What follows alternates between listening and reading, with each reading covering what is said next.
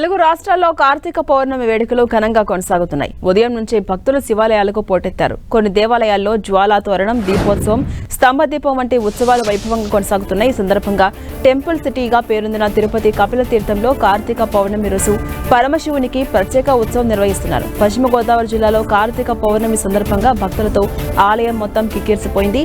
పాలకొల్లులోని పంచారమ్మ క్షేత్రమైన శ్రీ క్షీర రామలింగేశ్వర స్వామివారి ఆలయానికి ఉదయం నుంచే భక్తులంతా క్యూ కట్టారు. దేవాలయ ప్రాంగణంలో కార్తీక దీపాలు వెలిగించి స్వామివారికి ప్రత్యేక అర్చనలు, అభిషేకాలు నిర్వహిస్తున్నారు. శైవులకు, వైష్ణవులకు కార్తీక పౌర్ణమి అతిపెద్ద పర్వదినం. ఈ రోజు శివాలయాల్లో, వైష్ణాలయాల్లో తెలుసో తెలియకో దీపారాధన చేయడం వల్ల కలిగే పుణ్యఫలం అనంతమని పురాణాలు కూడా చెబుతున్నాయి. ఇవాళ కార్తీక శుద్ధ పౌర్ణమి రోజును కార్తీక పౌర్ణమి పర్వదినంగా జరుపుకోవాలని పంచాంగ కర్తలు సూచిస్తున్నారు. దాదాపుగా ఈ రోజు తెలుగు రాష్ట్రాల్లోని అన్ని దేవాలయాల్లో ప్రత్యేక పూజలు జరుగుతాయి. ఆలయాలన్నీ కార్తీక శోభతో కలకలలాడుతాయి. ఈ సందర్భంగా కపిల తీర్థంలో శివునికి ఒక ప్రత్యేక సేవ నిర్వహిస్తారు.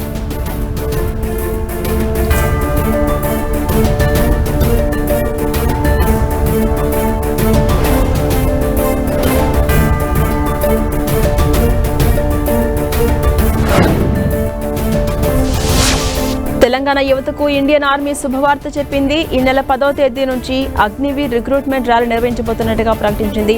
నవంబర్ 22వ తేదీ వరకు ఈ ర్యాలీ ఉంటుందని అర్హత, ఆసక్తి గల అభ్యర్థులు పాల్గొన్న తెలిపింది. ఇక హనుమకొండ జవహర్లాల్ నెహ్రూ స్టేడియంలో ఈ ర్యాలీలో నిర్వహించబోతున్నారు. తెలంగాణలోని 33 జిల్లాల అభ్యర్థులు ఈ ర్యాలీలో పాల్గొనేందుకు అవకాశం కల్పించారు. దేశ సేవలో భాగం కావాలనుకునే అభ్యర్థుల కోసం అగ్నివీర్ రిక్రూట్మెంట్ ర్యాలీ నిర్వహించబోతున్నట్టుగా ఆర్మీ రిక్రూట్మెంట్ బోర్డు ప్రకటించింది. తెలంగాణ ప్రభుత్వ సహకారం చెన్నై జోన్ రిక్రూట్మెంట్ ఆఫీస్ ఆధ్వర్యంలో ఈ భారీ ర్యాలీ నిర్వహించబోతున్నారు. హన్మకొండలోని జవహర్లాల్ నెహ్రూ స్టేడియం వేదికగా ఉండబోతోంది. ఈ నెల 10 నుంచి 22 వరకు ఈ నియామక ప్రక్రియ కొనసాగుతుంది. సికింద్రాబాద్ ఆర్మీ రిక్రూట్మెంట్ ఆఫీస్ ద్వారా ఈ ర్యాలీని సమన్వయం చేస్తుంది. ఈ ర్యాలీలో Agniveer, general duty, technical, clerk, store keeper, technical, tradesmen వంటి వివిధ కేటగిరీల కింద అభ్యర్థులను ఎంపిక చేయబోతున్నారు. వీటిలో కొన్నింటికి 10వ తరగతి అర్హత ఉండాలని సూచించారు. ఎంపికైన అభ్యర్థులు 6 నెలల పాటు కఠినమైన శిక్షణ పొంది తదుపరి 3.5 సంవత్సరాలు సైన్యంలో విధులు నిర్వహిస్తారు. వీరికి ఆకర్షణీయమైన జీతంతో పాటు 4 ఏళ్ల సేవ అనంతరం సేవ నిధి ప్యాకేజ్ కూడా లభిస్తుంది.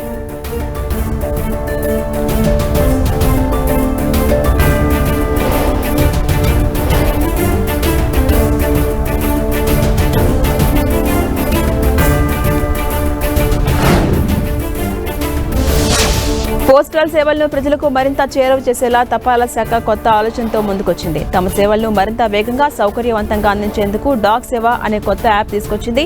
పోస్టల్ సేవలను ప్రజలకు మరింత చేరువ చేసేలా తపాలా శాఖ కొత్త ఆలోచనతో ముందుకొచ్చింది. తమ సేవలను మరింత వేగంగా, సౌకర్యవంతంగా అందించేందుకు గాను డాక్ సేవ అనే యాప్ ద్వారా ప్రజలకు అందుబాటులో ఉంచింది. పోస్టల్ డిపార్ట్మెంట్ అందించే సేవలన్నీ స్మార్ట్ ఫోన్ ద్వారానే వినియోగించుకునేలా డాక్ సేవ యాప్ను తాజాగా విడుదల చేసింది.